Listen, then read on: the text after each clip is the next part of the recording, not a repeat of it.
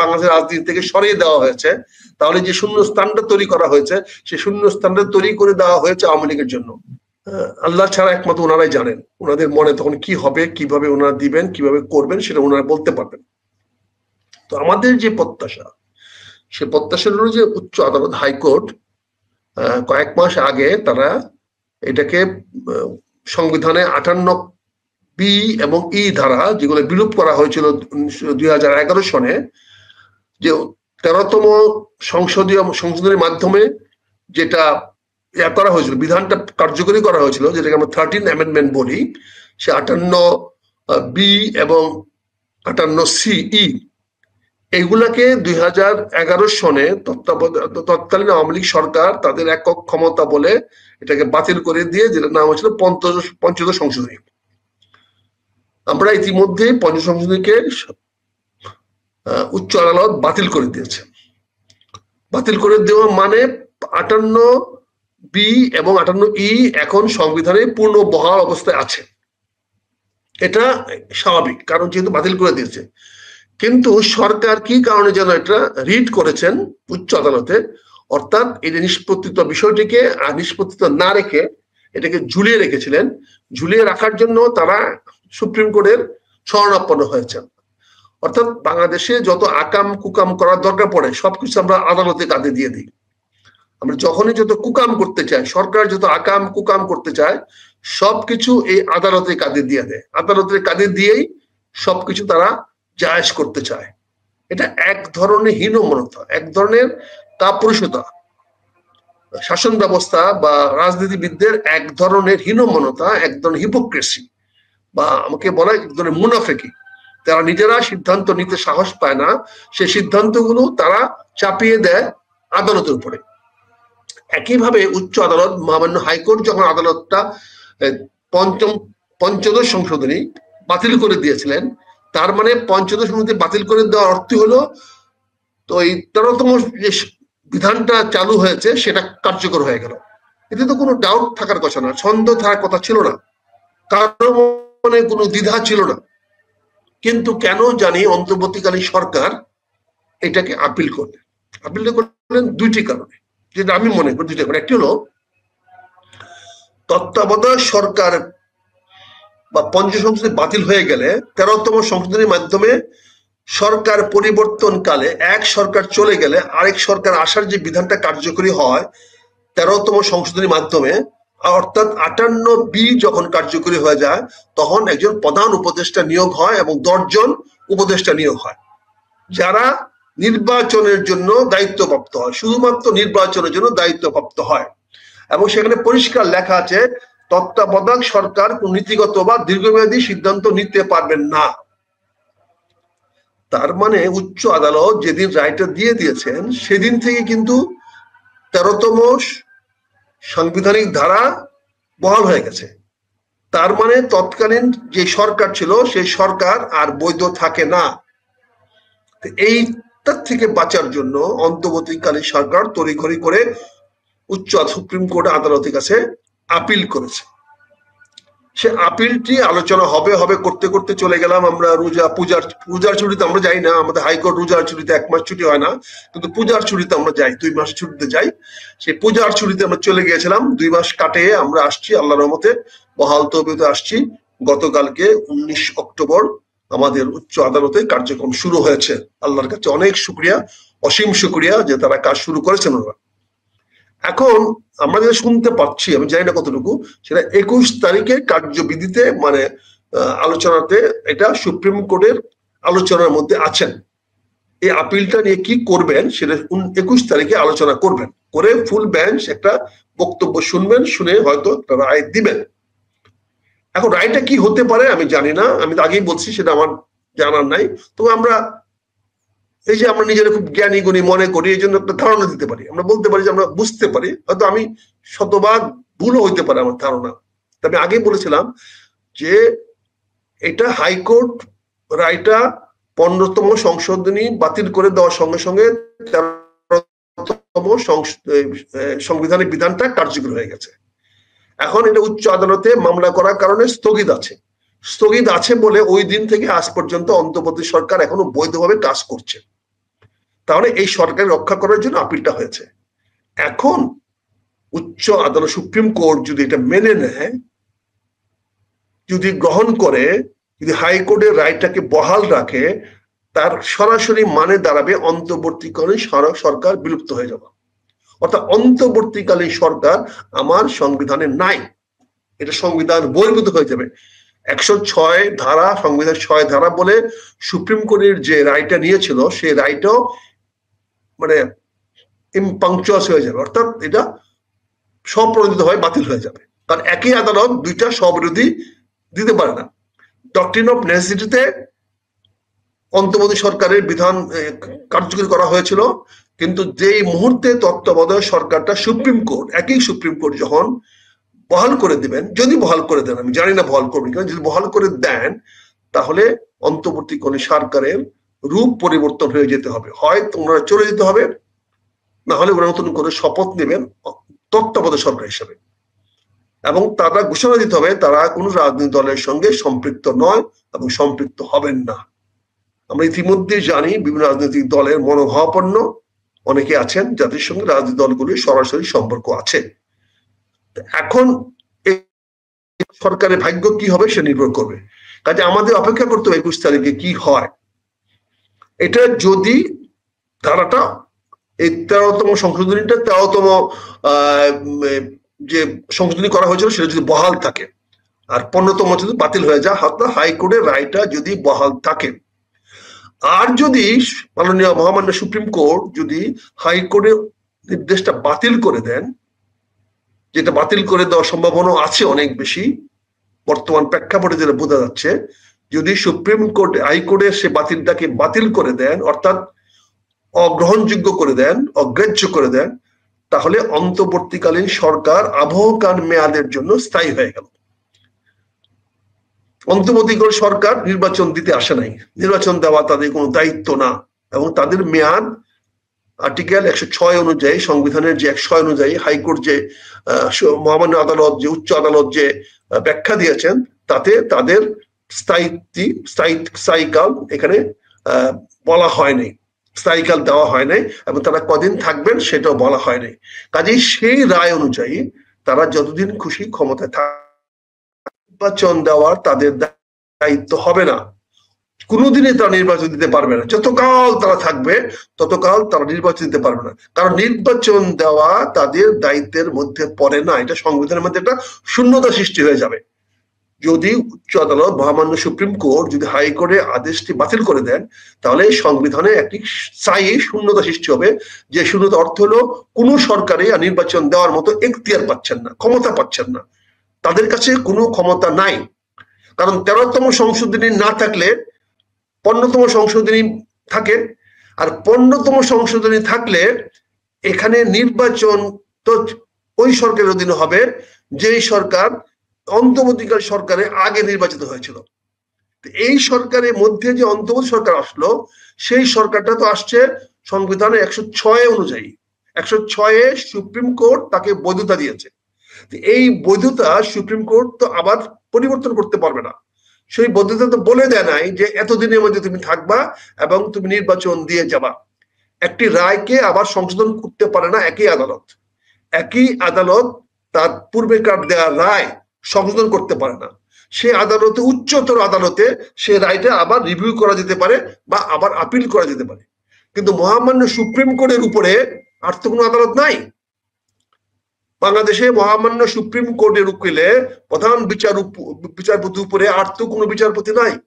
ওনার ফুল bench, appellate ডিভিশনের বেঞ্চের উপরে আর তো কোনো অ্যাপিল বডি নাই আমাদের কাছে। তাহলে সংবিধানে নির্বাচনের ধারাটা ফিরে আসবে কিভাবে? ফিরে আসার কোনো সুযোগ নাই। তার মানে এখানে আমাদেরকে আবার একটি বিপ্লব ঘটাতে হবে, আবার এই সরকারকে বিপ্লবের মাধ্যমে হটাইতে হবে, আবার জনগণকে রাস্তায় নেমে আসতে হবে, আবার ছাত্র জনতা, শ্রমিক যারাই বলেন সবাইকে নিয়ে আরেকটি সর্বাত্মক বিপ্লব অনুষ্ঠিত হইতে হবে, এবং সেই বিপ্লবের মাধ্যমে এই সরকারকে পরিবর্তন করে আরেকটি বিপ্লবী আদেশের মাধ্যমে আরেকটি 106 সৃষ্টি করে, 6-এর পটভূমিকা সৃষ্টি করে আবার সুপ্রিম কোর্ট দিয়ে, পরবর্তী সুপ্রিম কোর্টে যারা বিচারপতি থাকবেন তাদেরকে দিয়ে আবার 106-এর উপরে নতুন করে ব্যাখ্যা নিয়ে সেই ব্যাখ্যা অনুযায়ী কিভাবে হবে চালাতে হবে। তো এই ধরনের জটিলতা সৃষ্টি হতে যাচ্ছে 21শে অক্টোবরের পরে। আমাদের অপেক্ষা করতে হবে সুপ্রিম কোর্টের অ্যাপিলেট ডিভিশনের সবাই মিলে পূর্ণ বেঞ্চ কি রায় দেন, আমাদের ততদিন অপেক্ষা করতে হবে। আমি দুইটা দিক আলোচনা করলাম, এটা হলো আমার ক্ষুদ্র বিবেচনা। আমার মনে হয়েছে এর চেয়ে আরো অনেক ভালো ভালো বিবেচনা থাকতে পারে, আমি সেটার সঙ্গে ডিফার করছি না। আমার চেয়ে সবাই বেশি বুঝেন, সেটাই স্বাভাবিক। তো আমার এই ক্ষুদ্র বিবেচনা আমি দেখছি যে আগামী 21 তারিখে বাংলাদেশের জন্য একটা ক্রান্তিকাল হতে যাচ্ছে। সবাইকে অপেক্ষা করতে হবে। আমরা একটা মহাশূন্যতার মধ্যে আছি, সেই শূন্যতাটা কি আবার আরো ব্যাপকতর হবে না, সেটার জন্য আমাদেরকে 11 তারিখ সকাল পর্যন্ত 21 তারিখ সকাল পর্যন্ত অপেক্ষা করতে হবে। তাহলে সুপ্রিম কোর্ট সকালবেলা হয়, কারণ এখন উকিলরা তো ভাগ করে নিয়েছে। উকিলদের কারণে আমাদের সুপ্রিম কোর্ট ভাগ হয়ে গেছে। সুপ্রিম কোর্ট কাজ করে সকালে, হাইকোর্ট কাজ করে বিকালে, অর্থাৎ 11টার পরে। অর্থাৎ একই উকিল সাহেবরা সকালে সুপ্রিম কোর্টে তারা হালুয়া রুটিয়া কামাই করে, তারপরে সুপ্রিম কোর্ট রেস্টে চলে যায়, তারপর হাইকোর্টে যায়। এগুলো বললেও তো আমাদের বিচার হবে, এগুলো বললেও তো আমার বিচার দাঁড়ায় যাবে। মানে একটা রাষ্ট্রের মধ্যে দুইটা আদালত একটা পকেটে বসে আছে। সুপ্রিম কোর্ট সকাল 8টায় বসবে, 8টা থেকে বসে সুপ্রিম কোর্ট সকাল 10টা-11টার মধ্যে শেষ করে দেবে। তারপরে 11টার সময় থেকে উচ্চ আদালতে বড় বড় ব্যারিস্টার সাহেবরা হাইকোর্টে নেমে আসবেন, উপর থেকে তারা নিচে নেমে আসবেন, ওখানে গিয়ে আবার বিচার করবেন। আমরা কিন্তু নৈতিকভাবে এটা পারি কিনা পারি নাই, প্রশ্ন আজ পর্যন্ত কেউ করি নাই। এতে আমাদের নৈতিকতার স্খলন হচ্ছে কিনা সেটা আমরা একজন বলি নাই। কেন আমার সুপ্রিম কোর্ট শুধু সকালবেলা চলবে, কেন পূর্ণ দিবস চলবে না, এই প্রশ্নটা হারিয়ে ফেলেছি। সাহস তো নাই, সাহস তো আমাদের নাই। আমরা কেউ প্রশ্ন করতে পারি না সুপ্রিম কোর্ট কেন শুধু সকালবেলা চলবে, কেন শুধু সকালবেলা চলবে। এই প্রশ্নটা করার মতো নৈতিক সাহস তো আমাদের নাই, নৈতিকতা আমাদের নাই, এবং আমাদের কোনো বিচার পদ্ধতিতে কারো নাই, দেশের কোন সুশীল সমাজের মধ্যেও নাই, কোন রাজনৈতিক দলের মধ্যেও নাই। ফলে সুপ্রিম কোর্টে সকালবেলা অপেক্ষা করবো, দেখবো চা নাস্তা খাইয়া কি হয়, তারপরে দুপুরবেলা আমরা চিন্তা করে দেখবো কি করা যায়। জাতি তাকিয়ে আছে আগামীকালকে সকালের দিকে কি হয়। তবে যেহেতু সুযোগটা পেয়েছি, আমি মহামান্য সুপ্রিম কোর্টের আদালতে বিনীত অনুরোধ করব, মহামান্য আদালত আপনি দয়া করে এই সকালবেলার আদালতটাকে বিলুপ্ত করে সারাদিন আদালত করার ব্যবস্থা করেন। দরকার পড়লে সিনিয়র অ্যাডভোকেট সাহেবদেরকে, ব্যারিস্টার সাহেবদেরকে 2টা ভাগ করে দেন। যারা উপরে থাকবেন তারা উপরে আসুক, তারা সম্মানীয় ব্যক্তি আপার হাউসে আসুক। আর যারা উচ্চ আদালতে হাইকোর্ট থাকতে চান তারা নিম্ন আদালতে থাকুক, তারা সেখানে বিচার করুক। এই উকিল সাহেবদেরকে 2 ভাগে বিভক্ত করেন, যেমন বিচারক সাহেবরা 2 ভাগে বিভক্ত আছেন। উচ্চ আদালতের বিচারকরা যেমন সুপ্রিম কোর্টে বিচার চালাতে পারেন না, সুপ্রিম কোর্টের বিচারকরা যেমন হাইকোর্টে বিচার চালাতে পারেন না, তেমনি উচ্চ আদালতের অ্যাডভোকেট ব্যারিস্টার সাহেবরা উচ্চ আদালত থেকে গিয়ে সুপ্রিম কোর্টে বিচার চালাতে পারবেন না। আবার সুপ্রিম কোর্টে যারা বিচার চালাবেন, যে কি বলে ব্যারিস্টার সাহেবরা থাকবেন, আইনবিদ থাকবেন, তারা আবার নিম্ন আদালতে গিয়ে চালাতে পারবেন না। যদি চালাতে পান তাদের কনভেন হয়ে যাক, আপত্তি নাই, কিন্তু তাদের জন্য হাইকোর্ট বসে থাকতে পারবে না, বা সুপ্রিম কোর্টও তাদেরকে সুযোগ করে দিতে পারবে না যে তাড়াতাড়ি এখানে মামলা শেষ করে আপনি ওই আদালতে যান। একই গরুকে 2 গোয়ালাতে দোয়ানো যেমন ঠিক না, 2টা করে মানে ঘাস খাওয়াতে দেওয়া ঠিক না। এটা আমি মনে হয় ন্যায় বিচারের স্বার্থে বিবেচনা করা উচিত। তাতে যদি আমার অপরাধ হয়ে থাকে বলাটা আমাকে গিলোটিনে দিয়ে দেন, বলে দেন আমাকে গিলোটিনে ফাঁসি দিয়ে দেওয়া হলো। অতীতে আইন নিয়ে প্রশ্ন করলে এরকম গিলোটিন অনেক খেয়েছে, আমিও আইন নিয়ে প্রশ্ন করলাম, আইনি জটিলতা নিয়ে প্রশ্ন করলাম, আইনের প্রয়োগ নিয়ে প্রশ্ন করলাম। এতে যদি আপনারা অসন্তুষ্ট হয়ে থাকেন আমাকে গিলোটিন দিতে পারেন, কোনো আপত্তি নাই। হয়তো গিলোটিনে যারা খেয়েছে তারাই তো পৃথিবীতে বিখ্যাত হয়ে আছে, যারা বেঁচে আছে তারা তো বিখ্যাত হয় নাই। কাজেই আমার তো একটা বিখ্যাত হওয়ার সুযোগ হবে যে এই অপরাধ করার জন্য, আমি এই প্রতিবাদ করার জন্য মহামান্য আদালত আমাকে গিলোটিনে আমার মৃত্যুদণ্ড দিয়েছেন। আল্লাহ রহমতে আলহামদুলিল্লাহ আমি সেটা অত্যন্ত মানে হাসি মনে, আপত্তি থাকবে না। কিন্তু আমি চাই সুপ্রিম কোর্টটাকে পূর্ণাঙ্গ করা হোক। সুপ্রিম কোর্টটাকে সকাল 9টা থেকে বিকাল 4টা পর্যন্ত সুপ্রিম কোর্ট বাংলাদেশে চলা উচিত, এটা আমার বিনীত আবেদন থাকবে। পুনিয়া বলেন এরপরে কি। আমি আরেকটা বিষয়ে যেটা আপনার কাছে জানতে চাচ্ছিলাম, যে একটা বিষয় আসলে 2টা, একটা ছিল যে একটা 22 তারিখে তো ওই আমাদের যে সেনা কর্মকর্তাদের বিরুদ্ধে সাবেক এবং বর্তমান তাদেরকে কোর্টে নেওয়ার কথা, এই বিষয়টাও সারা দেশের মানুষেরই একটা উৎসুক চোখ আছে। পাশাপাশি সমস্ত কিছু মিলিয়ে মানুষের মধ্যে একটা মানে কিন্তু কিন্তু ভাব, কি হবে কি হবে, কিছু কি ঘটতে যাচ্ছে। কেউ কেউ বলে ভাই 72 ঘন্টা, কেউ 48 ঘন্টা, কেউ ভাই একটু একটু বুঝে শুনে চলেন, এরকম কিছু আওয়াজ আপনিও নিশ্চয়ই শুনতে পান। মানে এটা আসলে কি কি হতে যাচ্ছে, আমি একটু যদি আপনার কাছে বুঝতে চাই যে আমরা আমরা আমাদেরকে কেউ প্রশ্ন করলে আমরা উত্তর দিতে পারি না, অনেকেই বলে ভাই একটু বলেন তো কি হতে যাচ্ছে। এটা যেন বাংলাদেশে একটা সাংঘাতিক ডিফিকাল্ট উত্তর হয়ে গেছে। আপনার কাছে কি এটার উত্তর পাবো কিনা, এবং সারা কর্মকর্তাদের যে আদালতে নেওয়া হবে, আপনি অনেক কিছুই বলেছেন, শেষ তো আপনার অবজারভেশন কি? আমরা আসলে ঘর পোড়া গরু সিঁদুরে ম্যাগ দেখলে ভয় পায়। আপনি কি ভাবতে পারেন তার অন্যতম তার প্রধান বিমানবন্দরে 6 ঘন্টা আগুন জ্বলবে? এটা কি ভাবা যায়, কল্পনা করা যায়?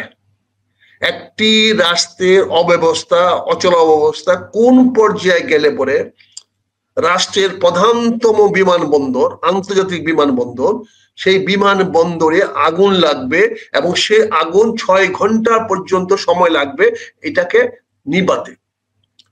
এই আগুনটা এতটুকু ব্যাপক হওয়ার মতো পরিবেশ পরিস্থিতি একটি রাষ্ট্র কিভাবে তৈরি করে দিতে পারে? একটি রাষ্ট্র কিভাবে তৈরি করতে পারে যেখানে একটি আগুন রাষ্ট্রীয় নিয়ন্ত্রণে আন্তর্জাতিক রাষ্ট্রীয় প্রধানতম বিমানবন্দরে এরকম একটা অচলাবস্থা, এরকম অব্যবস্থা থাকবে? এটা কোন সরকার এরকম একটা ঘটনার পরে সেই সরকার টিকে থাকতে পারে? এমনকি এখন পর্যন্ত আমরা সিভিল এভিয়েশনের মন্ত্রী বা বাণিজ্য মন্ত্রী বা অর্থমন্ত্রী কারোর কোনো এরকম দায় দায়িত্ব কাদের নেওয়ার আমি দেখলাম না, কেউ দায়িত্ব নিলেন না। তাহলে সরকারি কর্মচারীরা তদন্ত করে কি দায়িত্ব মন্ত্রীদের কাছে দিতে পারবে, উপদেষ্টা কাদের দিতে পারবে? তার মানে কি বলতে চাচ্ছেন সরকার বা উপদেষ্টাদের কোনো রকম ব্যর্থতা এখানে নাই? এই আগুন লাগার পিছনে হয়তো তাদের কোনো কারণ নাই। আগুন লাগতে পারে, আগুন লাগতে পারে বলে তো ফায়ার ব্রিগেড রাখা হয়েছে। আগুন লাগতে পারবে বলে তো অ্যান্টি ফায়ার মেজার নেওয়া হয়, অ্যান্টি ফায়ার মানে অগ্নি প্রতিরোধ ব্যবস্থা নেওয়া হয়। আগুন লাগবে বলেই তো, লাগার সম্ভাবনা শতভাগ আছে বলেই তো শতভাগ অগ্নি নিরোধক ব্যবস্থা গ্রহণ করতে হয়। এটার নাম ব্যবস্থাপনা। ইংরেজিতে আমরা সিম্পলি বলি ম্যানেজমেন্ট। এই ম্যানেজমেন্ট স্কিলটা যার না থাকবে সে কি করে উপদেষ্টা হবে? যে রাষ্ট্রকে ম্যানেজ করতে পারবে না, রাষ্ট্রকে পরিচালনা করতে পারবে না, রাষ্ট্রকে সঠিক জায়গায় রাখতে পারবে না, তার কি অধিকার আছে, তার কি যোগ্যতা আছে ওই পদে আসীন হওয়ার? রাষ্ট্র পরিচালনা করার জন্য বিএ, এমএ, পিএইচডি, ডিএইচডি দরকার পড়ে না। দরকার পড়ে তার উচ্চ মানের ব্যবস্থাপনা দক্ষতা। তাকে রাজনৈতিকভাবে হোক, শিক্ষাগত যোগ্যতা ভাবে হোক, নিজের কারিশমা অনুযায়ী হোক, যেভাবে হোক তাকে প্রমাণ করতে হবে যে ব্যবস্থাপনায় সে সর্বোচ্চ সর্বোত্তম, সে যে কোনো জিনিস অত্যন্ত দক্ষতার সঙ্গে পরিচালনা করতে পারে। সেটাই তো হবে আমাদের উপদেষ্টাদের বা মন্ত্রীদের যোগ্যতার মাপকাঠি। আজকে 3 দিন হয়ে গেল, এত বড় আগুন হয়ে গেল, আমরা তো কাউকে দেখলাম না দায় দায়িত্ব নিতে। আপনি কি করে ভাবেন যে দেশের আন্তর্জাতিক প্রধান বিমানবন্দর, রাজধানীর বিমানবন্দর, যার চারপাশে, যার 5 কিলোমিটারের মধ্যে বাংলাদেশের রাষ্ট্রের সকল বড় বড় স্থাপনা রয়ে গেছে, আপনি চিন্তা করতে পারেন আগুনটা যদি আর উত্তরে ধাবিত হতো, উত্তরাটা কি হইতো?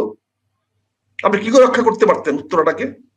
উত্তরায় যদি আগুনটা ছড়াইয়া যাইতো তাহলে আপনি এত ফায়ার ব্রিগেড কোথায় পাইতেন আপনি নিয়ে আসার জন্য? এই আগুনটা যদি দক্ষিণে সরে যেত, আরো দক্ষিণে সরে আসতো, তাহলে এই যে হাজার হাজার কোটি টাকা করে বিমানবন্দর বানিয়েছেন, এটা পুড়ে গেলে পরে আপনি বিমান চালাতে পারতেন কতদিনে? এই যে বিমানবন্দরের টারমার্কে যে বিমানগুলো দাঁড়িয়ে ছিল, যদি একটা বিমানে আগুন লাগতো, যে বিস্ফোরণটা হইতো তাহলে তেলের টঙ্কিতে, তার তেলের ট্যাঙ্কিটা ফেটে যাওয়ার পরে যে আগুনটা বিস্ফোরিত হইতো, আপনি অন্য বিমানগুলো বাঁচাতে পারতেন?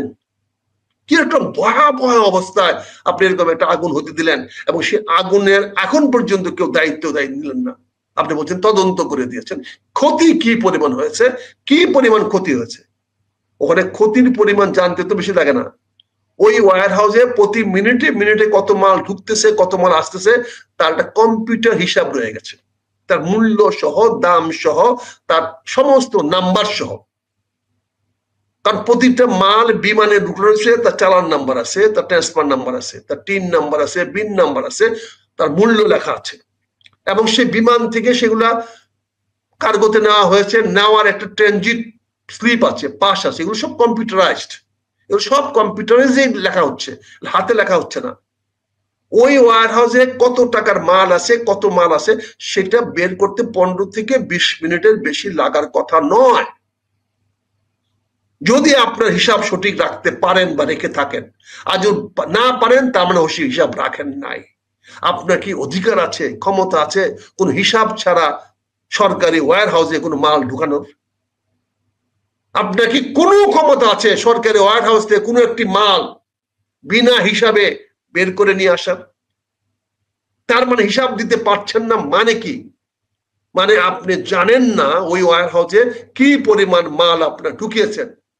তার মানে আপনারা জানেন না যে মালগুলো ঢুকানো হয়েছিল সেখান থেকে কতগুলা মাল আপনারা এই পর্যন্ত বের করেছেন। তার মানে এখানে শুভঙ্করে অনেক ফাঁকি রয়ে গেছে। হয়তো দেখা যাবে হাজার হাজার কোটি টাকার মাল আপনারা এখান থেকে তসরুপ করেছেন গত কয়েক বছরে, 15 বছরে। সেই মালগুলোকে রেগুলাইজ করে দেওয়ার জন্য, সেই মালগুলার হদিস নিখোঁজ করে দেওয়ার জন্য হয়তো আগুনের খেলাটা খেলা হয়েছে, এবং সে আগুনটা ধীরে ধীরে বড় হইতে দেওয়া হয়েছে। এখানে উপায় ছিল না, কারণ যদি সিভিল এভিয়েশন যদি তার বিমান রক্ষা করতে না দিয়ে গুদাম রক্ষা করতে যেত, হয়তো দুর্ঘটনা বড় হয়ে যেত। তাই প্রাথমিক তার আধা ঘন্টা তারা হয়তো সিদ্ধান্ত নিতে পারে নাই যে আমি বিমান বাঁচাবো না গুদাম বাঁচাবো। তারা হয়তো সিদ্ধান্ত নিয়েছে তাদের যে সক্ষমতা আছে তা দিয়ে তারা শুধু বিমান রক্ষা করতে পারবে, একই সঙ্গে বিমান এবং গুদাম রক্ষা করতে পারবে না। তাই তারা আধা ঘন্টায় কোনো সিদ্ধান্ত নিতে পারে নাই। তারা বিমান রক্ষা করার জন্য প্রস্তুত রেখেছে। অর্থাৎ ঢাকা বিমানবন্দরে অগ্নি প্রতিরোধের যে ব্যবস্থা নেওয়া হয়েছে তা পর্যাপ্ত নয়। ঢাকা বিমানবন্দরকে আগুন থেকে রক্ষা করার জন্য যে প্রয়োজনীয় ব্যবস্থা নেওয়া দরকার, সেই পরিমাণ ব্যবস্থা সিভিল এভিয়েশনের কাছে ছিল না, এখনো নাই। তার পক্ষে হয়তো যে কোনো একটি অঞ্চল বা একটি সাইড বা একটি দিককে তারা বাঁচাতে পারে। তারা হয়তো এয়ারক্রাফট গুলো বাঁচানোর মতো সক্ষমতা তাদের আছে, হয়তো মূল বিমানবন্দরটাকে, বিমান টার্মিনাল গুলোকে বাঁচানোর মতো সক্ষমতা তাদের আছে, কিন্তু আশেপাশে যে সমস্ত পেরিফেরিয়াল যে স্ট্রাকচার গুলো আছে, তার পারিপার্শ্বিক যে স্ট্রাকচার গুলো আছে, ওয়্যার হাউস আছে, গুদাম আছে, বা বিভিন্ন পয়েন্ট গুলো আছে, সেইগুলো রক্ষা করার মতো, আগুনে হাত রক্ষা করার মতো সক্ষমতা সিভিল এভিয়েশনের নাই। তাই তারা প্রথম আধা ঘন্টা কোন সিদ্ধান্ত নিতে পারে না। এটাই তো প্রমাণ হয়, এটাই তো আমাদের সামনে প্রমাণ করে দেয় যে তাদের সক্ষমতা নাই বলে সিভিল এভিয়েশন তার ওই অগ্নি নির্বাপক মেশিনারিজকে বা ইউনিটকে গুদামের আগুন নিভাইতে পাঠাতে পারে নাই। তারপরে সিদ্ধান্ত নিতে হয়েছে আগুনটা নিভাইতে হলে কোন দিকে শুরু করবে, দক্ষিণ দিকে শুরু করবে না উত্তর দিক থেকে শুরু করবে। দক্ষিণ দিক থেকে শুরু করলে আগুনটা উত্তর দিকে সরে যাওয়ার সম্ভাবনা থাকে, আবার উত্তর দিক দিয়ে শুরু করলে আগুনটা দক্ষিণ দিকে সরে যাওয়ার সম্ভাবনা থাকে। এখন বিপজ্জনক হলো দক্ষিণ দিকে আছে সম্পূর্ণ বিমানবন্দরটি, ওই গুদামের ওই ভিলেজের বা কি বলে এটাকে, যে কার্গো ভিলেজের দক্ষিণ পাশের মূল বিমানবন্দরটি। এখন যদি আগুনটা উত্তর দিক থেকে নিবারণ করতে যায়, তাহলে আগুনটা দক্ষিণ দিকে ছড়ায় পড়তে পারে, যেটা আরো বিপজ্জনক হয়ে যাবে।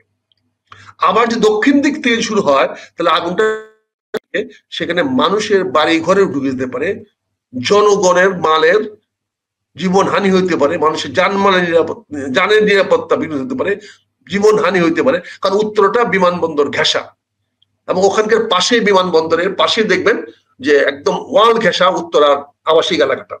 কাজে এই ধরনের একটা ত্রিমুখী বা অবস্থায় সিদ্ধান্ত নেওয়াটা ছিল খুবই কঠিন। কাজে আজকে আপনি এরকম একটা অবস্থায় মানুষ তো টেনশনে থাকবেই। মানুষ কেমনে নিরাপদে ঘুমাবে বলেন? যে আমার রাজধানীর, আমার একটি রাষ্ট্রের প্রধানতম বিমানবন্দরে আগুন লেগে 6 ঘন্টা 7 ঘন্টা পূর্বে, এবং তার কালো ধোঁয়া সারা ঢাকা শহর না সারা বাংলাদেশে ছড়ায়া যাবে, কি করে ভাবতে পারেন? জনগণকে কেন মনে এই সন্দেহটা তো স্বাভাবিক। জনগণের মধ্যে এই টেনশনটা তো স্বাভাবিক। এই টেনশন মুক্ত করার দায়িত্ব সরকারের। সরকার তো সেই টেনশন মুক্ত করার চেষ্টা করছে না। জনগণের উৎকণ্ঠা দূর করার তাদের কোনো প্রচেষ্টা নাই, বরঞ্চ তারা জনগণের উৎকণ্ঠা উস্কায়া দিচ্ছে, বিভিন্ন উস্কায়া দিচ্ছে। আপনি দেখেছেন না যে ঐক্যমত্য দস্তখতের ব্যাপারে কি হয়েছে? আপনি পঙ্গু এবং কি বলেন জুলাই সনদে যারা জুলাই যোদ্ধাদের আহত যোদ্ধাদেরকে আপনি যে পুলিশদের মারপিট করালেন, তারপরে আবার আপনার রাজনীতিবিদরা আবার বললেন তারা নাকি দূষর। এই কথাটা বলার দরকার ছিল কি? তারা দূষর কি দূষণ না, কোন রাজনৈতিক দলের নেতার বলার দরকার ছিল কি? এটা কি মহাপাপের মতো হয় নাই? আপনাকে এই অধিকারটা কে দিয়েছে? ওরা কারা এটা নির্ধারণ করার দায়িত্ব তো রাজনীতিবিদদের ছিল না, এটার দায়িত্ব ছিল ঢাকা মহানগরের মেট্রোপলিটন পুলিশের কমিশনারের। সে বলতে পারতো যে এরা এই আহত মুক্তিযোদ্ধা না, বা আহত ওই জুলাই যোদ্ধা নয়, সেটা তার দায়িত্ব ছিল। আমরা কেন রাজনীতিবিদরা কেন এই কথাটা বলে নিজেদের প্রতি তীর নিয়ে আসলাম? এটা আমাদের বোকামি হয়েছে, আমাদের ব্যর্থতা হয়েছে। এটা তো দায়িত্ব ছিল অন্তর্বর্তীকালীন সরকারের বলা, তাদের প্রস্তুতকৃত, তাদের তৈরি করা মঞ্চে অন্যরা কি করে আসলো। এটা তো কোনো রাজনৈতিক দলে বানানো মঞ্চ নয়, ওখানে তো কোনো রাজনৈতিক দলের জন্য মঞ্চ বানানো হয় নাই। ওটা বানিয়েছিল অন্তর্বর্তীকালীন সরকার এবং এই যে ঐক্যমত্য যারা কমিশন করে, ঐক্যমত্য যারা পরিশোধ করেছে তাদের উদ্যোগে। তাদের প্রশ্ন দরকার ছিল, আমি রাজনীতিবিদ হয়ে আমি কেন এখানে কথা বলতে যাব? আমি কেন একজনের বিরাগ ভাজন হব? আমি কেন একজনকে মিথ্যা অপবাদ দিব? আমি কেন একজনের প্রতি খারাপ মন্তব্য করব? এটা কি আমার দায়িত্ব না? এটা ব্যর্থতা কি আমার না? এর জন্য কি জনগণ আমার বিচার চাইতে পারে না? এটা কি অন্যায় হবে? এটা আমি কেন বলতে যাব? কি দরকার ছিল আমার বলার? প্রয়োজন ছিল না বলার। আমার যে বন্ধু বলেছেন, সেই বন্ধুকে বলবো, প্লিজ এইভাবে জাতিকে নিয়ে আপনারা তাচ্ছিল্য করবেন না, প্রতিটি মানুষকে তাচ্ছিল্য করবেন না। আপনার হৃদয়টা একবার আপনার চিন্তা করলেন, একটা পঙ্গু ছেলে যার হাত নাই, সেই হাতটা ভেঙে পড়ে গেছে, আপনি দৌড়ে যেতে পারেন নাই তাকে উঠে আনতে? আপনি পুলিশের ঘাড়ে থাপ্পড় দিতে পারেন নাই? ওই যে পঙ্গু ছেলেটা হাতটা আপনি ভেঙে দিলেন, আপনি একবার লজ্জা লাগলো না? আপনি দৌড়ে যেতে পারলেন না ওই ছেলেটার কাছে? তাকে উঠাতে পারলেন না আপনারা?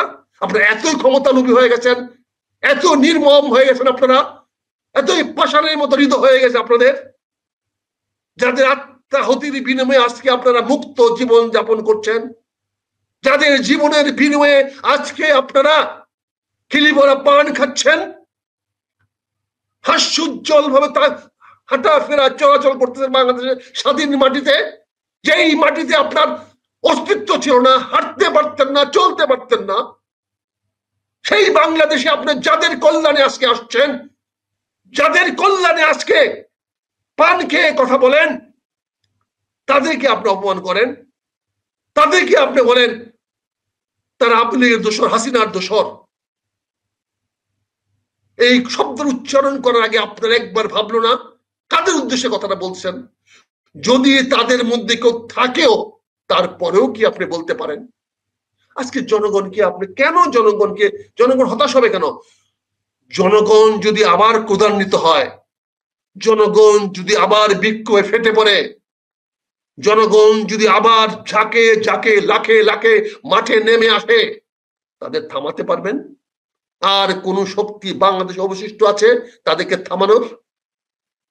আমি জানি না, আমি চাই না, আমি ওই চিত্র ভাবতেও পারি না, আমি ভাবতেও চাই না, এমন একটি ভবিষ্যৎ আমি কল্পনা করতেও চাই না।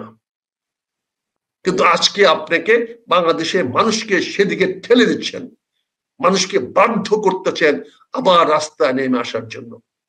এই জন্য তো মানুষের মনে এত টেনশন, এই জন্য তো মানুষ ভাবছে কি হচ্ছে। কারণ প্রতিটি মানুষ আবার বিস্ফোরিত হচ্ছে, আবার তার মধ্যে বিক্ষোভ সৃষ্টি হচ্ছে।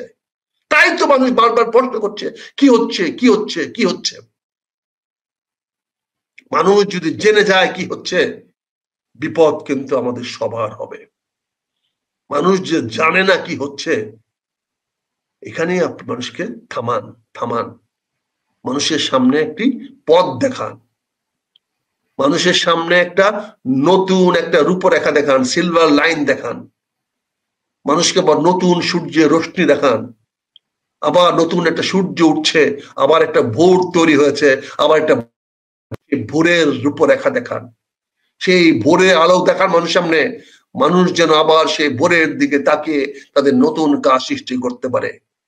অন্তিম সূর্যের লাল লাভা দেখিয়ে মানুষকে ভীত করা যায় না। বিকালের সূর্য, সন্ধ্যার সূর্য যতই লাল হোক না কেন, মানুষ এই সূর্যকে ভয় পায় না, কারণ জানে একটু পরে এই সূর্যটা অস্তমিত হয়ে যাবে। কিন্তু ভোরের সূর্য যখন চিকচিক করে জেগে ওঠে, তখন মানুষ সাবধান হয়ে যায়, আজকে গরম বাড়বে।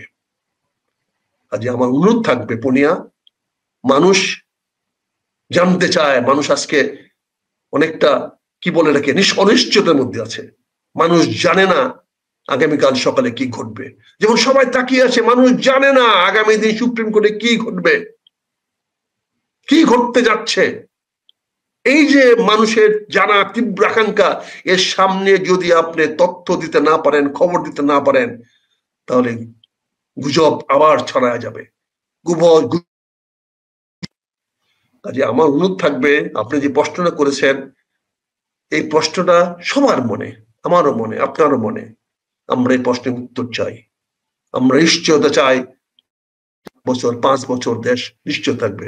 আমরা নিশ্চয়তা চাই যে আগামী ফেব্রুয়ারিতে একটা সুষ্ঠু অবাধ নির্বাচন হবে, যেখানে জনগণ তাদের ভোট দিতে পারবে। আজকে দেখেন, পুলিশের আইজিপি সাহেব একটা ইন্টারভিউ দিয়েছেন প্রথম আলোতে। একজন পুলিশের আইজিপি ইন্টারভিউ দেওয়ার আগে সরকারের অনুমতি নিয়েছে কিনা আমি জানি না, তবে স্বরাষ্ট্রমন্ত্রী যে কথাটা বলেছেন, স্বরাষ্ট্র উপদেষ্টা আজকে যে কথা বলেছেন, তাতে বোঝা যায় যে এটা তার নলেজে ছিল না। নলেজ ছাড়া আইজিপি সাহেব কি করে এই সমস্ত বক্তব্য দেয়? তিনি কিন্তু পরিষ্কার বলে দিয়েছেন, আগামী নির্বাচন সুষ্ঠু না হয় তাহলে দেশ একটি অনাচারের দিকে যাবে, দেশ একটি অনিশ্চয়তার দিকে যাবে। এটা কে বলছেন? পুলিশের আইজিপি। এটা কি সরকার ইগনোর করতে পারেন? এটা কি সরকার অবহেলা করতে পারেন বক্তব্যকে? সে তো স্পষ্ট করে বলে দিয়েছে যে আগামীতে যদি সুষ্ঠু নির্বাচন না হয়, যদি এটা নির্বাচনের মাধ্যমে সরকার পরিবর্তন না হয়, তাহলে দেশ অনিশ্চিত দিকে যাবে। পুলিশের আইজিপি সাহেব একজন দক্ষ ব্যক্তি, অভিজ্ঞ ব্যক্তি, জ্ঞানী ব্যক্তি, মেধাবী ব্যক্তি। তিনি যা বলেন হিয়ার্সে বলেন না, আন্তর্জাতিক বলেন না, রাজনীতির উদ্দেশ্যে বলেন না, রাজনৈতিক চরিত্র বলেন না। উনি তো ওনার দেশপ্রেম, ওনার অবস্থান, ওনার দায়বদ্ধতা থেকে বলেন। উনি যে দায়বদ্ধ থেকে বলেছেন, আমাদেরকে সেটা যদি কগনিশন নিতে না চায়, যদি আমলে নিতে না চায়, সেটা সরকারের ব্যর্থতা। এই সরকার উচিত আইজিপি সাহেব যে কথাটা বলেছেন, সেই কথাটা সঠিক কিনা, এরকম একটা পরিবেশ সৃষ্টি হতে যাচ্ছে কিনা যেখানে সুষ্ঠু নির্বাচন হবে না বা না হওয়ার সম্ভাবনা তৈরি হয়েছে কিনা, যেটাতে আইজিপি সাহেবের মনে সন্দেহ দেখা দিয়েছে, দ্বিধা দেখা দিয়েছে। উনি তো একটা পুলিশ ফোর্স কমান্ড করবেন, সে পুলিশকে নিয়োজিত করবেন। এই সঙ্গে একটু বলে নেই, এখানে কথাটা যে উঠলোই, সেটা বলছে উনি আরো 2টা কথা বলেছেন। একটা বলেছেন 2 জন পুলিশকে দিবেন একটা কেন্দ্রে, আর 10 জন আনসার দিবেন। 10 জন আনসারে কিন্তু আনসারের কাছে নাই। এই আনসার গুলো ইলেকশনের ডিউটির সময় মাস্টার রুলে গ্রাম থেকে কতগুলা লিস্টেড ছেলে আছে, তাদেরকে নিয়ে আসা হয় এবং তাদেরকে মাস্টার রুলে বেতন দেওয়া হয়। অর্থাৎ আনট্রেন গ্রাম থেকে অল্প কিছু শিক্ষা দেওয়া একটা রাইফেল নিয়ে আসবে, 3 রাইফেল কাঁধে নিয়ে আসবে, নিয়ে আসা সে ডিউটি করবে। ইটস ভেরি বিপজ্জনক। তবে তিনি একটা সুন্দর আশার কথা শুনিয়েছেন, আমি ধন্যবাদ জানাই। উনি বলেছেন উনার কাছে নলেজ আছে যে জামাত নাকি প্রতিটি কেন্দ্রে সুষ্ঠু নির্বাচনের জন্য একটা সংগঠন করতে যাচ্ছে। জামাত নাকি ওখানে প্রতিটি নির্বাচন কেন্দ্রে একটি করে প্রতিষ্ঠান, একটি করে কমিটি করে দেবে যারা সুষ্ঠু নির্বাচন নিশ্চিত করবে। আমি জামাতের এই কর্মকাণ্ডকে স্বাগত জানাই। আমি মনে করি এটা অ্যাপ্রোপ্রিয়েট, এটা কারেক্ট। যদি স্থানীয় জনগণ যদি নির্বাচন সুষ্ঠু করার দায়িত্ব নেয়, স্থানীয় জনগণ যদি নির্বাচনের সার্বিক দায়িত্ব নেয় এবং তাদের অধীনে যদি পুলিশ প্রশাসন সবাইকে অধীনস্থ করে দেওয়া হয়, তাহলে নির্বাচন সুষ্ঠু হবে। জামাতের এই পদক্ষেপকে আমি স্বাগত জানিয়ে আমি এড করতে চাচ্ছি, দরকার পড়লে এটাকে সর্বদলীয় করে দেন। দরকার পড়লে কমিটিতে সকল দলকে সাথে নিয়ে নেন, এলাকার স্থানীয় ওই কেন্দ্রের গণমান্য ব্যক্তিবর্গ নিয়ে একটা কমিটি করে দেন, সেটা জামাতের নেতৃত্বে হোক, যে কোনো নেতৃত্বে হোক, বা গোল টেবিলের মতো করে দেন, কোনো একনিতে থাকবে না, সবাই 5 জন মিলে সিদ্ধান্ত নিবে, এরকম করে দেন। করে দিয়ে জামাতের সেটাকে এক্সটেন্ড করে দেন কমিটিটাকে, সেই কমিটিটা করে দেন, করে প্রশাসন বলেন, পুলিশ বলেন, ওসি বলেন, দারোগা বলেন, ওই নির্বাচন যারা দায়িত্ব পালন করবে, পোলিং অফিসার বলেন, প্রিসাইডিং অফিসার বলেন, তাদেরকেও তাদের অধীনস্থ করে দেন, তাদেরকেও তাদের মধ্যে তাদের নিয়ন্ত্রণে এনে দেন। নির্বাচন সুষ্ঠু হবে, সঠিক হবে। আমি আইজিপি সাহেব যদি বলেছেন, এবং আইজিপি সাহেবের বক্তব্যটা অবশ্যই সঠিক বলে আমি মনে করি, এবং জামাত যদি এরকম একটা পদক্ষেপ নিয়ে থাকে আমি সেটাকে স্বাগত জানাচ্ছি। এই স্বাগত জানিয়ে একটা স্থানীয়ভাবে একটি সর্বদলীয় কমিটি করে দেন, সেই কমিটির মাধ্যমে নির্বাচন হবে বলে আমি আশা করি। তবে নির্বাচন হতেই হবে, ফেব্রুয়ারি মাসে হতেই হবে, এর কোনো বিকল্প আমি দেখতে পাচ্ছি না। ভাই, আমার একটা ছোট প্রশ্ন আছে, প্রশ্নটা আমি করবো, কিন্তু তার আগে দর্শকদের সম্মানে 2-1টা কমেন্ট শুধু আপনাকে পড়ে জানাই। সালাম আরাফিক, তিনি লিখেছেন জয় বাংলা জয় Bangabandhu, voice for BD, Bangladesh Jamaat-e Islami জিন্দাবাদ। দেন হচ্ছে তাইবুল্লাহ হক বেদার, সম্ভবত দেশটা ধ্বংস করে দিল ষড়যন্ত্রের মাধ্যমে। আরেকজন কমেন্ট করেছেন মালিক সাহেব, শুধু আওয়ামী লীগ লিখেছেন। আপনাকে নিয়ে একজন কমেন্ট করেছেন জয় বাংলা জয় বঙ্গবন্ধু। আরেকটি কমেন্ট, একাধিক কমেন্ট আছে এই সংক্রান্ত। আল্লাহ যেন এই দেশটাকে, সাধারণ মানুষকে রক্ষা করে, সেরকম কমেন্ট আছে, বেশ কিছু, অসংখ্য কমেন্ট করবে। আমার প্রশ্ন শুধু এইটুকুই, আমি শেষ করবো অনুষ্ঠান একদম শেষ প্রান্তে, শুধু 1 মিনিট আপনার এইটুকুর উত্তর চাই। আমরাও দীর্ঘদিন ধরে শুনছিলাম বিএনপি যেহেতু পুলিশ বাহিনী এখনো ঘুরে দাঁড়াতে পারে নাই, বাংলাদেশের আইন শৃঙ্খলা পরিস্থিতি, পুলিশের উপরে সবচেয়ে বেশি নির্ভরশীল, এবং পুলিশের পক্ষে এই নির্বাচন ট্যাকেল দেওয়ার মতন সক্ষমতা তৈরি হয়নি। তাহলে কি পুলিশ পারবে না বলে এখন জামাতে ইসলামী বা বিএনপি তারা কেন্দ্রভিত্তিক এরকম 10 জন 20 জন করে কর্মী ঠিক করে দিবে? ইজ ইট পসিবল গণতন্ত্রের জন্য ভালো, এবং এইটা দিয়ে কি একটা নির্বাচন তুলে আনা সম্ভব? আপনি সমর্থন করছেন? আমি এই জায়গাটা একটু দ্বিধান্বিত। কতটা যৌক্তিক? পাবলিক পার্টিসিপেশন এক জিনিস, উৎফুল্ল মানে স্ব-উদ্যোগে, আর নির্ধারণ করে দেয়া দলীয় ভাবে, সেটা কিন্তু ডিফারেন্ট জিনিস। সেটা আপনার তো দ্বিমত থাকতেই পারে, সেই দ্বিমতের সঙ্গে তো আমি তো আপনাকে কোনো কন্ট্রোভার্সি করছি না, আপনার সঙ্গে আমি দ্বিমত করছি না। আমার একটা প্রস্তাবনা থাকলো যে পুলিশের উপরে বা প্রশাসনের উপর নির্ভরশীল না হয়ে জামাত যে পদক্ষেপটা নিয়েছে, এই পদক্ষেপটাকে আরো বর্ধিত করে সেখানে সর্বদলীয় একটা কমিটি করে দিলে এলাকার গণ্যমান্য ব্যক্তি থাকবে বা 3টা পার্টি থাকবে, বা তবুও যে সর্বদলীয় নামটি দিয়ে যদি আপনি এটা করে দেন, এটা ভালো হয়। আমাদের তো সবকিছু নিয়ে দ্বিমত থাকবে নাকি? আমার স্ত্রী যখন ভাত রান্না করে তখন রুটি চাই, আবার যদি রুটি বানায় সেদিন বলে ভাত দাও, এটা দ্বিমত থাকবে। এটা বাঙালির যে কোনো চারিত্রিক বৈশিষ্ট্য। দ্বিমত আছেই বলেই তো আমরা বিভিন্ন পার্থক্য থাকবেই। কাজেই আপনার দ্বিমতের সঙ্গে আমি শ্রদ্ধা জানাচ্ছি, আপনার দ্বিমত করার অধিকার আছে, সেই দ্বিমতের সঙ্গেও আমি আপনার দ্বিমতের সঙ্গে একমত পোষণ করে আমি বলছি বিনয়ের সঙ্গে যে প্রশাসনের উপর নির্ভরশীল হওয়ার চেয়ে, পুলিশের উপর নির্ভরশীল হওয়ার চেয়ে আমাদের দেশীয় গ্রামীণ নেতৃত্বের উপর নির্ভরশীল হওয়াটা অনেক বেশি ভালো হবে, কল্যাণকর হবে, এবং তাতে নির্বাচনটা সুষ্ঠু হবে। আর যে কোনো নির্বাচনে যারা হারবে তারা কখনোই নির্বাচনে সুষ্ঠু বলবে না, এটা আমরা দেখে আসতেছি। কাজে নির্বাচনটা যদি জনগণ ভোট দিতে পারে, জনগণ মেনে নেয়, এটা নিয়ে কোনো প্রতিবাদ করে না। কাজে জনগণ ভোট দিতে পারলে সে নির্বাচন কারা করছে এটা বড় কথা না, নির্বাচনটা হয়েছে, ভোট দিতে পেরেছে, তাতেই জনগণ খুশি, সে যে নির্বাচিত হোক। কাজে আমি বিনয়ের সঙ্গে বলবো, জামাত প্রস্তাব দিয়েছে বলে বলছি না, এই প্রস্তাবটা অত্যন্ত সুন্দর, আমার কাছে সুন্দর মনে হয়েছে, এবং এটাকে আমি শতভাগ গ্রহণ করছি, এবং তার সঙ্গে বলছি এই কমিটিকে বর্ধিত করা হোক। আর আপনার ওই সেনাবাহিনী সম্বন্ধে কি আজকে বলতে হবে না পরে বলবো? সেনাবাহিনী ইস্যুতে আমরা আজকে যেহেতু দীর্ঘ সময় চলে গেছে, 41 মিনিট অলরেডি আমরা ক্রস করে কালকে তত্ত্বাবধায়ক ইস্যু এবং সেনাবাহিনী যেতে হবে। কালকে নিশ্চয়ই দর্শকদেরকে আমরা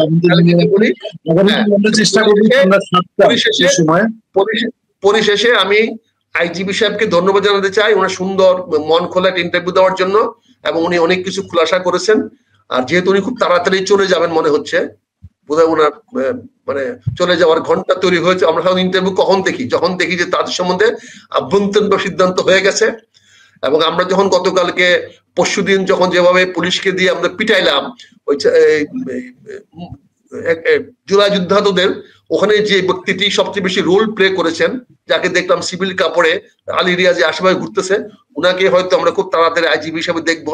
কারণ এইভাবেই তো আমরা অতীতে ওই বেনজির তৈরি করেছি, এইভাবেই তো আমরা বিভিন্ন আইজিপি তৈরি করেছি। মাসুল ম্যানদেরকে দিয়ে ঢাকা মেট্রোপলিটনে মাসুল দেখানোর পরে তাদেরকে আমরা আইজিপি বানিয়েছি। কাজে মাসুল ম্যানরাই তো আইজিপি হবে। কাজে হয়তো আইজিপি সাহেবের দিন হয়তো নির্ধারিত হয়ে গেছে, তাই উনি খোলামেলা হয়তো যাওয়ার আগে বক্তব্যগুলো দিয়ে গেছেন। উনিও জানেন এই বক্তব্য দেওয়ার পরে ওনার উপরে চাপ আসবে, ওনার উপরে বিভিন্ন জিনিস আসবে, যার ফলে উনি হয়তো হবেন। তো উনি এটা পরিষ্কার করলে ভালো হইতো। উনি আইজিপি নির্ধারণ করা একটা নীতি নির্ধারণ করে দিয়ে গেছেন, নীতি করেছেন, কিন্তু উনার কাছে বিনীত প্রশ্ন থাকবে এই কথাটা আপনি যখন আপনাকে আইজিপি বানাইছিল তখন বলতে পারেন নাই, তখন বলতে পারেন না যে আপনি আমাকে আইজি বানাচ্ছেন, এটা কোন নীতিতে পড়ে না, কাজে আমি আইজি হইতে পারবো না, এই কথাটা বলতে পারলেন না। আজকে চলে যাওয়ার সময় বলছেন, ভালো কথা, গুড, ধন্যবাদ যে আপনি শেষ মুহূর্তে একটা ভালো ইচ্ছা পোষণ করেছে। তবে আপনি অনেকগুলো ভালো কথা বলেছেন, সেই ভালো কথার জন্য আমি আপনার ধন্যবাদ জানাচ্ছি, সাধুবাদ জানাচ্ছি। কেউ না কেউ কখনো না কখনো কোনো না কোনো অবস্থায় কিছু বলতে হবে, কিছু বলতে হবে। আজ এই যে শেষ মুহূর্তে তার জন্য আমি আইজিপি সাহেবকে সাধুবাদ মোবারকবাদ জানাই এবং ওনার সর্বাঙ্গীন উন্নতি মঙ্গল কামনা করি, ওনার বাকি জীবন সুখের হোক, শান্তির হোক, এটাই আমি কামনা করি। এবং যারা কথা বলেন তাদেরকে আমি স্বাগত জানাই।